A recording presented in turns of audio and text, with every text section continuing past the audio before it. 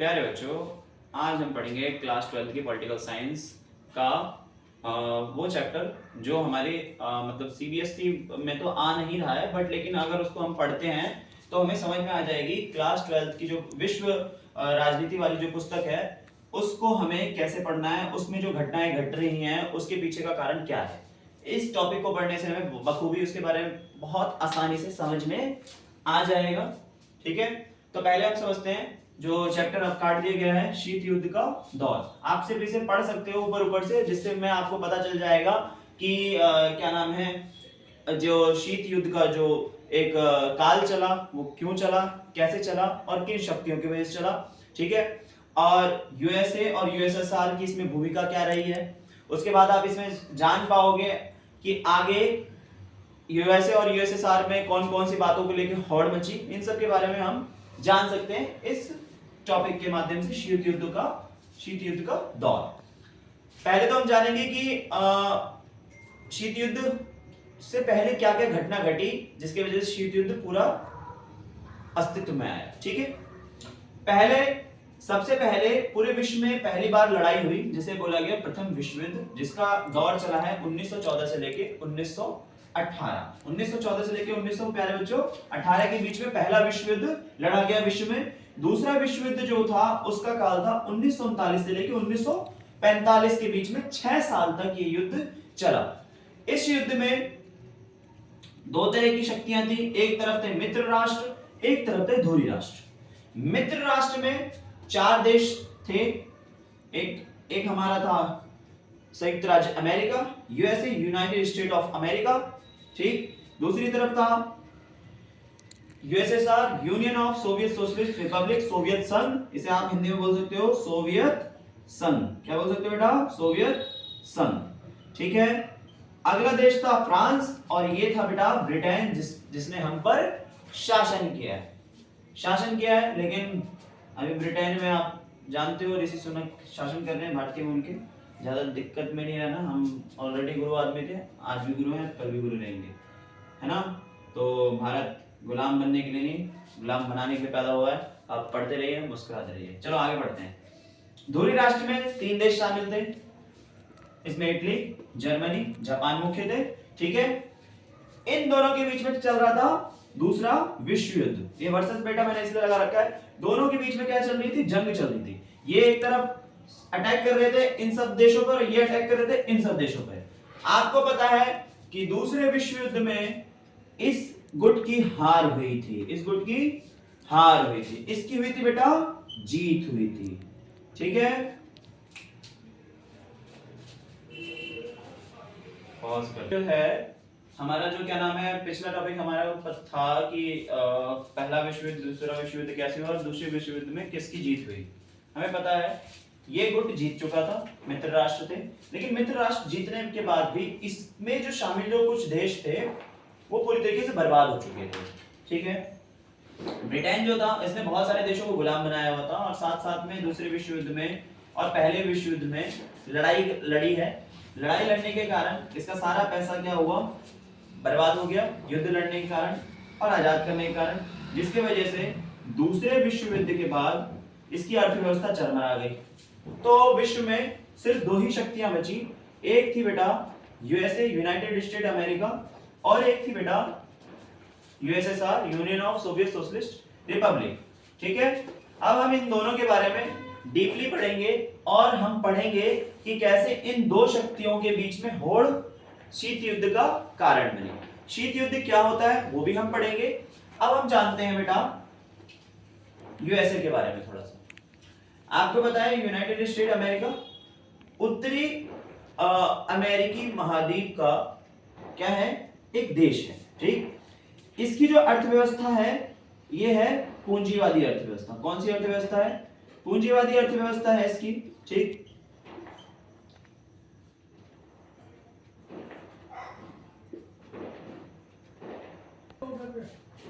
ठीक है, इसमें और इसके बारे में हम पढ़ेंगे बेटा।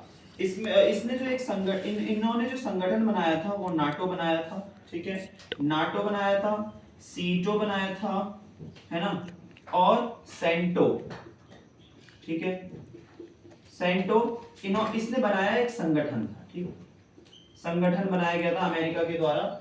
हम इसको ज्यादातर यूएसए ना यूएसए बोलेंगे या तो हम इसे बोल देंगे सीधा सीधा अमेरिका। अर्थव्यवस्था बेटा, एक तो इसकी अर्थव्यवस्था कैसी थी, पूंजीवादी, और सोच भी विचारधारा भी पूंजीवादी थी, ठीक है। अब देखो हम जानेंगे कि आपने 11वीं क्लास में पढ़ लिया होगा कि पूंजीवादी क्या है। मैं आप ऐसी अर्थव्यवस्था में बेटा बाजार, पैसा, है ना, खुला कंपटीशन पे पूरा ध्यान दिया जाता है। यहाँ पर क्या है, आप मार्केट में जैसे जितना ज्यादा पैसा लगाओगे आपको उतना ही मुनाफा मिलेगा, आप जितना ज्यादा पूंजी लगाओगे आपको उतना ही पूंजी प्राप्त होगा, ऐसी अर्थव्यवस्था में, ठीक है। ज्यादातर कंपनियां निजी हाथों में होती हैं, यहाँ पर खुला ओपन डोर पॉलिसी होता है, पूरा का पूरा आओ आप बाजार में पैसा लगाओ और खूब कमाओ। ये है अमेरिका नीति, अमेरिका की अर्थव्यवस्था की विशेषता। दूसरी तरफ हम चलते हैं सोवियत संघ, ठीक। सोवियत संघ 15 देशों का क्या था, समूह था, 15 देशों का समूह था, संघ था, ठीक है। इसकी जो अर्थव्यवस्था थी वो समाजवादी अर्थव्यवस्था थी। कैसी अर्थव्यवस्था थी, समाजवादी अर्थव्यवस्था। साथ ही यहां पर कम्युनिस्ट पार्टी का शासन था,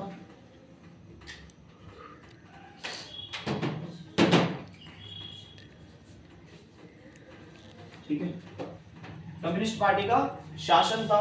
ये इसकी विशेषता थी, ये सोवियत संघ की प्रमुख विशेषता थी। आपको पता है कि ये इसकी पूंजीवादी अर्थव्यवस्था थी, इसकी समाजवादी अर्थव्यवस्था थी।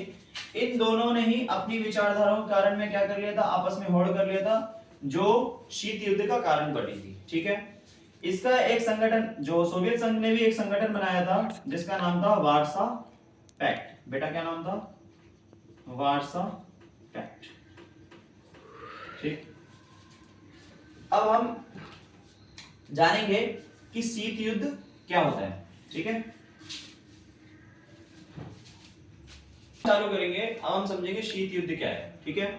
शीत युद्ध एक ऐसी लड़ाई होती है जिसमें विचारधाराओं की लड़ाई देखी जाती है, विचारों की लड़ाई। बस ऊपर ऊपर से आप अंदर ही अंदर सोचते रहते हो।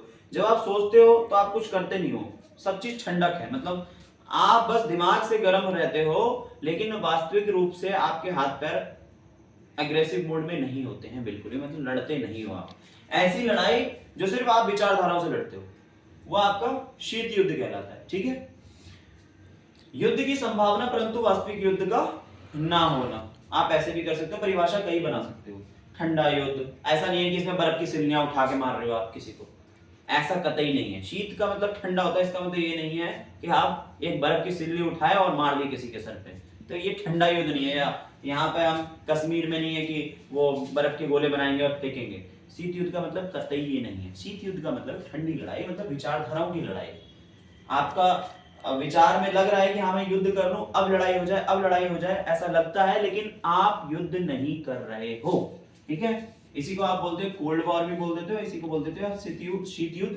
और प्रत्यक्ष लड़ाई मतलब इनडायरेक्ट वाला जो है वॉर लड़ रहे हो, जैसे कि कई बार जो बड़े बड़े राजनीतिज्ञ होते हैं या जो पॉलिटिक्स में बहुत इंटरेस्ट रखते हैं, वो क्या करते हैं ना, वो क्या करते हैं कि अंग्रेजों वाला नीति देख लो, डिवाइड एंड रूल।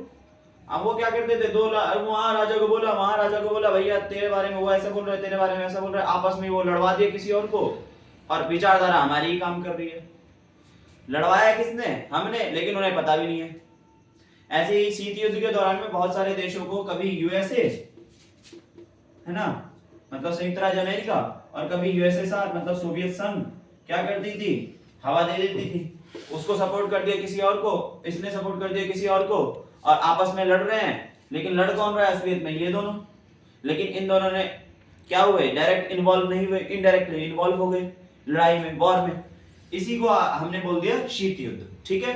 शीत युद्ध कब चला, शीत युद्ध चला 1945 के बाद, जब दूसरा विश्व युद्ध खत्म हो गया। दूसरा विश्व युद्ध जैसे ही खत्म हुआ तो 1945 से लेके 1991 तक क्या चला, शीत युद्ध चला।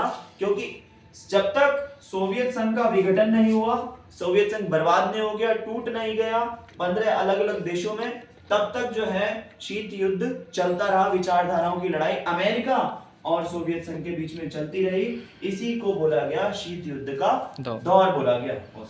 बेटा अब हम जानेंगे, हमने तो ये तो जान लिया कि यूएसए और यूएसएसआर के बीच में लड़ाई, तो ये बच्चों को कई बार कंफ्यूजन हो जाती है यूएसएसआर ये कहां से आ गया, सोवियत संघ आया कहां से। सोवियत संघ की शुरुआत होती है जब व्लादिमीर लेनिन जो है जार का शासन खत्म कर देते हैं। जार एक निरंकुश शासक था, ठीक है, रूस में, ठीक है, और रूस में ही एक क्रांति हुई थी, इसलिए इसे रूसी क्रांति के नाम से जानते हैं, ठीक है। तो इन्होंने समाज को इकट्ठा किया था पहली बार, है ना, समाज को इकट्ठा किया और एक क्रांति इस शासक के खिलाफ में इसके विरोध में, ठीक है, जारी रखा, ठीक है, और जो जिसके वजह से कम्युनिस्ट पार्टी की स्थापना भी हुई थी बाद में, ठीक, कम्युनिस्ट पार्टी की स्थापना भी हुई थी जिसकी विचारधारा समाजवादी, समाज को लेकर चलना। कब हुआ था? 1917 में हुआ था, ठीक है। इसे हम रूसी क्रांति और बोल्शेविक क्रांति कहते हैं। इसी के बाद से यूएसएसआर सोवियत संघ अस्तित्व में आया, जो समाजवादी मतलब जो विचारधारा का मसीहा बनकर विश्व के सामने उभर कर आया, जो दूसरे विश्व युद्ध के बाद में अपनी विचारधारा, समाजवादी विचारधारा को सही साबित करने के चक्कर में अमेरिका के खिलाफ में खड़ा हो गया था और अमेरिका सोवियत संघ के खिलाफ में खड़ी हो गई थी। आई होप बच्चों आपको ये मेरा जो पढ़ाया हुआ पॉलिटिकल साइंस का इंट्रोडक्शन के रूप में होगा या टॉपिक वाइज आपको समझ में आया होगा, और उम्मीद है आगे भी मैं आपको समझाता रहूँगा। और जब तक के लिए हम आप विराम लेते हैं यहीं पे, और आपसे मिलते हैं अगले एपिसोड में पॉलिटिकल साइंस के, ठीक है बेटा। अगर आपको बहुत अच्छे से तैयारी करनी है तो आप लगातार हमारे साथ बने रहें, हमारा सपोर्ट करें, और हम आपको ऐसे ही आगे अपनी वीडियो के माध्यम से समझाते रहेंगे। धन्यवाद।